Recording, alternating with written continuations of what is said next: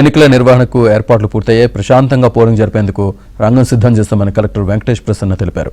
సమస్యాత్మక ప్రాంతాల్లో పటిష్టమైన బందోబస్తు ఏర్పాటు చేస్తామంటున్న ఏలూరు కలెక్టర్ ప్రసన్న వెంకటేష్తో మా ప్రతినిధి రాంబాబు ఫేస్ టు ఫేస్.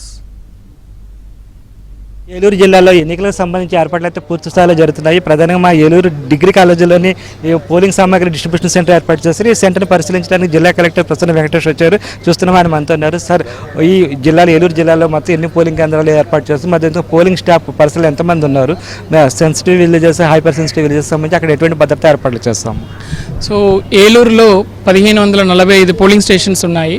దాదాపు 20,000 మంది డిప్లాయ్ అయి ఉన్నారు. దాంట్లో 16,000 మంది దాకా మన ఆఫీసర్స్, 4,000 మంది దాకా మనకు పోలీస్ పర్సనల్ కలిపి డిప్లాయ్మెంట్లో ఉన్నారు. వీళ్ళందరికీ కావాల్సిన అరేంజ్మెంట్స్ అన్ని డిస్ట్రిబ్యూషన్ సెంటర్లో చేయడం జరిగింది. వీళ్ళందరూ కూడా ఈరోజు ఈ డిస్ట్రిబ్యూషన్ సెంటర్ 7 కాన్స్టిట్యూన్సీ హెడ్ క్వార్టర్స్లో ఇక్కడ అరేంజ్ చేశారో ఆ కౌంటర్స్లో వెళ్ళి ఈవీఎం మరియు స్టేషనరీ ఏదేది రిక్వైర్మెంట్ ఉన్నాయో అది అన్నీ కూడా కలెక్ట్ చేసుకొని వాళ్ళ చెక్ లిస్ట్ ప్రకారం అన్ని కరెక్ట్గా ఉందా అని వెరిఫై చేసుకొని మొత్తం పీఓ, ఏపీఓ, ఓపీఓ అని చెప్పి వీళ్ళు టీమ్గా కలిసి వాళ్ళు బస్సులో బయలుదేరి పోలింగ్ స్టేషన్కి వెళ్ళడం జరుగుతుంది. వెళ్ళి ఈవినింగ్ వాళ్ళు పోలింగ్ స్టేషన్లో సెటప్ మొత్తం అరేంజ్ చేసుకొని రేపు మార్నింగ్ మాక్ పోల్కి అన్ని రెడీ చేసుకుంటారు. నియోజకవర్గంలో కొంచెం సమస్యలుగా ఈ మధ్యకాలంలో పెరుగుతుంది. అక్కడ ఎటువంటి పోలీస్ మెన్ మనం ఏర్పాటు చేస్తాం? క్రిటికల్ అన్న మాట మీకు అనిపిస్తుంది, కానీ ఎటువంటి పెద్ద సీరియస్ ఇష్యూస్ మనకి ఏలూరు జిల్లా అనేది ఎప్పుడు ప్రశాంతంగా ఉన్న వాతావరణం ఉండే జిల్లా. ఇక్కడ అంత పెద్ద సమస్యలు ఏం జరగలేదు.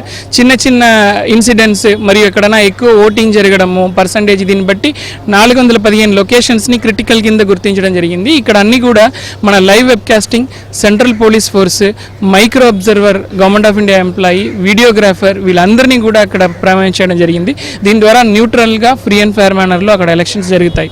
ప్రధానంగా పోలవరం నియోజకవర్గం అనేది ఇప్పుడు ఏజెన్సీలో ఉంది. అదేవిధంగా మనం చూస్తే గోదావరి రివర్ ఆచివరి కుకునూరు దగ్గర నుంచి ఈ పోలవరం వరకు మొత్తం 140 కిలోమీటర్ స్ట్రెచ్ ఉంది. అదే కొన్ని విలేజ్ మారుమూలు ఉన్నాయి. అక్కడ ఎటువంటి ఏర్పాట్లు చేస్తాం? మన స్టాఫ్ వెళ్ళడానికి సెక్యూరిటీ పరంగా కావచ్చు, కొంత మావోయిస్ట్ ప్రభావిత విలేజెస్ ఉన్నాయి. మనకి ఇప్పుడు మావోయిస్ట్ ప్రభావం అయితే లేదండి మనకు పోలవరంలో. అది నాన్ ఎల్డబ్ల్యూ డిస్ట్రిక్ట్ కింద డిక్లేర్ చేయడం జరిగింది.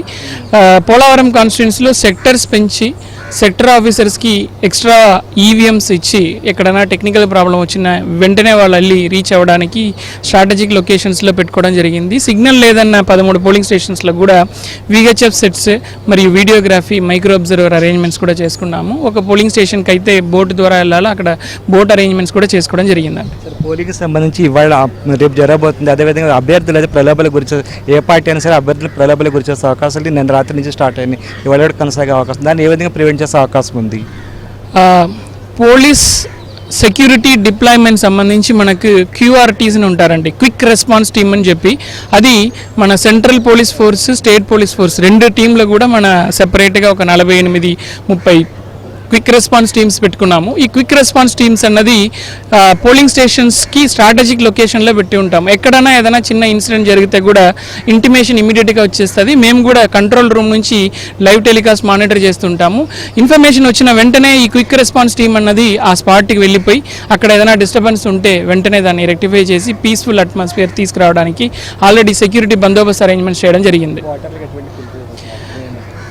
మీ ఓటు మీ హక్కు మాత్రం కాదు, అది మీ బాధ్యత. ప్రతి ఒక్కరు కూడా ఈ డెమోక్రటిక్ ప్రాసెస్లో పాల్గొవాలని చెప్పి కోరుకుంటున్నాను.